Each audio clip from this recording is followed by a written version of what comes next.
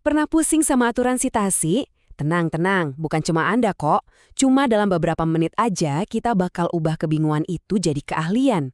Kita akan bongkar tuntas 3 gaya sitasi utama, yaitu APA, MLA, dan Vancouver, biar Anda bisa nulis dengan jauh lebih percaya diri. Ayo ngaku, kita semua pernah kan di posisi ini? Ngeliatin daftar pustaka itu rasanya kayak ngeliatin ladang ranjau, ya kan? Salah taruh satu koma aja atau satu nama kebalik, wih, rasanya seluruh kredibilitas tulisan kita langsung dipertaruhkan.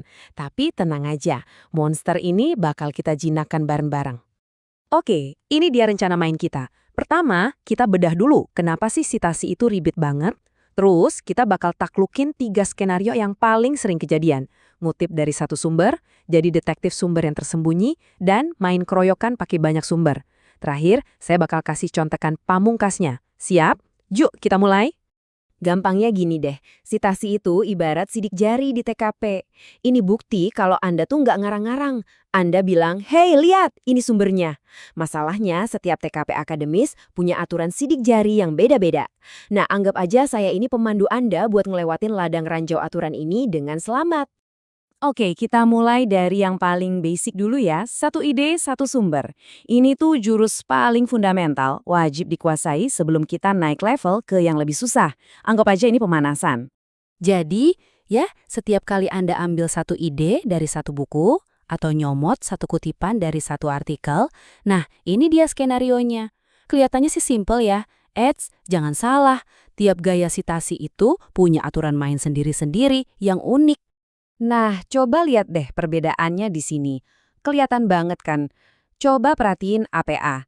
Dia tuh kayak terobsesi sama kapan, makanya tahun itu wajib hukumnya. Terus ada MLA yang lebih santai, cukup nama sama halaman gak pakai koma-komaan. Nah, Vancouver, wah ini beda total.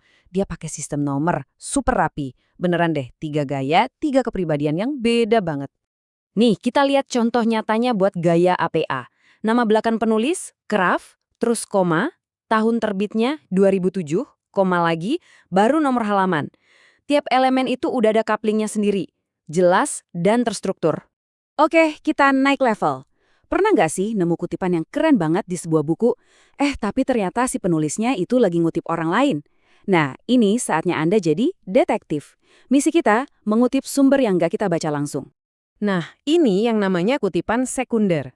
Intinya, Anda tuh kayak bilang gini, gue nemu idenya Plato ini pas lagi baca bukunya si Tilar loh. Ini semua soal transparansi dan kejujuran akademik.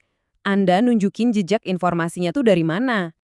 Aturannya emang agak tricky. APA sama MLA itu kompakan. Sama-sama pakai frasa sakti dikutip dari. Tapi ingat ya, ini penting banget. Di daftar pustaka nanti, Anda cuma boleh nulis buku yang benar-benar Anda pegang dan baca. Nah, Vancouver seperti biasa dia punya jalannya sendiri yang lebih simple. Cukup pakai nomor referensi dari buku yang Anda baca. Udah, gitu aja. Nih, kita lihat cara kerjanya di format APA.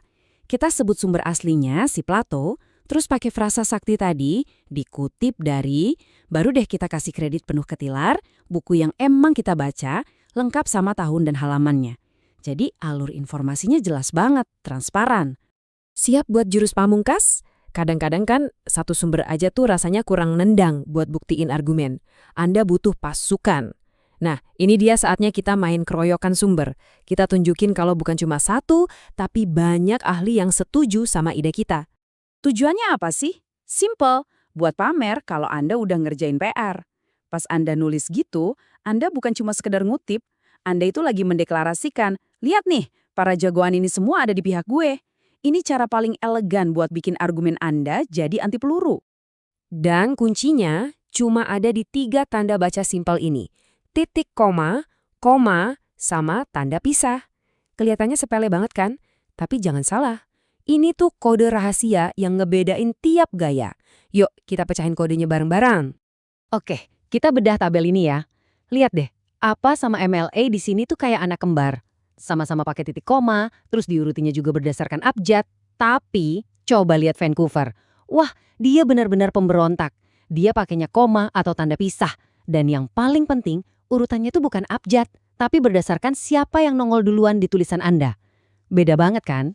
Dan ini dia contoh penulisannya pakai gaya APA. Perhatiin ya, tiap sumber dipisahin sama titik koma, terus urutannya wajib alfabetis. Dui dulu, baru Gadamar, terakhir Kolb. Rapi, logis, dan patuh banget sama aturan. Oke, kita udah ngelewatin 3 skenario utama. Sekarang, waktunya buat contekan yang saya janjiin tadi. Ini dia peta cepatnya, kunci master yang isinya rangkuman semua yang perlu Anda ingat buat naklukin 3 gaya ini. Nah, ini dia inti perbedaannya. Coba deh pikirin, apa yang gila tahun itu pas banget buat sains, di mana relevansi waktu penelitian itu krusial banget. Terus MLE, yang cuek sama tahun dan lebih fokus ke penulis, ini cocok buat bidang humaniora. Nah, Vancouver, dengan sistem nomornya yang super efisien, ini jadi andalan buat tulisan medis yang referensinya bisa bejibun. Jadi ini bukan sekedar aturan loh, ada logikanya. 3 gaya, 3 dunia, 3 filosofi yang beda. Jadi intinya apa? Ini semua bukan cuma soal ngapalin koma dan titik. Jago sitasi itu adalah cara Anda ngasih hormat ke para pemikir sebelum Anda. Sekaligus, cara Anda ngebangun kredibilitas Anda sendiri. Anggap aja ini lencana kehormatan yang nunjukin kalau Anda itu peneliti yang teliti dan bisa dipercaya. Jadi, setelah kita bahas semua ini, pertanyaannya sekarang jadi beda.